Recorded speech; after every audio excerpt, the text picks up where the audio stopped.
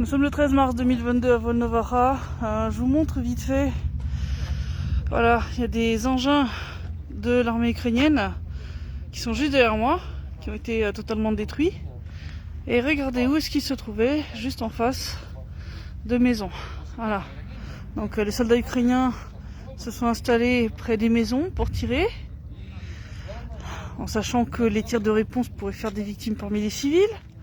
On a discuté avec le médecin principal de l'hôpital qui est derrière moi, qui nous a expliqué que les soldats ukrainiens avaient installé leurs engins sur le territoire de l'hôpital pour tirer sur la mise populaire de la RPD, en sachant pertinemment là aussi qu'il y aurait des tirs de réponse. Heureusement, il n'y a pas eu de mort parmi les patients qui se trouvaient dans l'hôpital. Ils ont réussi à tous les faire descendre dans les sous-sols à temps. Sous-sols d'ailleurs d'où les civils ont été chassés par les soldats ukrainiens au bout d'un moment, qui sont littéralement installés dans les sous-sols. On a retrouvé les corps de plusieurs d'entre eux. Donc voilà comment les soldats ukrainiens traitent la population civile des zones qu'elle occupe dans le Donbass.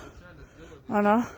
Il y a des gens qui nous ont dit qu'il y avait des personnes qui avaient réussi à évacuer, mais ils savent pas du tout s'ils sont arrivés à destination ou pas. C'est-à-dire, est-ce que finalement au checkpoint, les soldats ukrainiens les ont laissés passer ou pas. Mais il y a des gens en tout cas qui ont essayé. Donc ça va être une info importante à vérifier, savoir s'ils ont laissé passer les gens. Entre autres des gens qui semble-t-il se diriger vers Zaporozhye ou pas.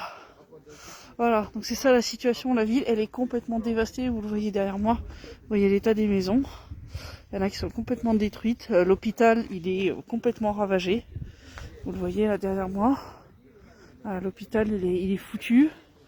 Les maisons derrière moi sont foutues. Voilà, toutes ces maisons là près desquelles se trouvaient les équipements de l'armée ukrainienne sont complètement voilà. Ceux qui ont de la chance, ils ont juste les fenêtres éclatées et quelques trous dans le mur. Ceux qui ont moins de chance, ils ont le toit qui a été complètement transpercé. Donc ça veut dire qu'il faut refaire une bonne partie de la maison, quoi. Voilà.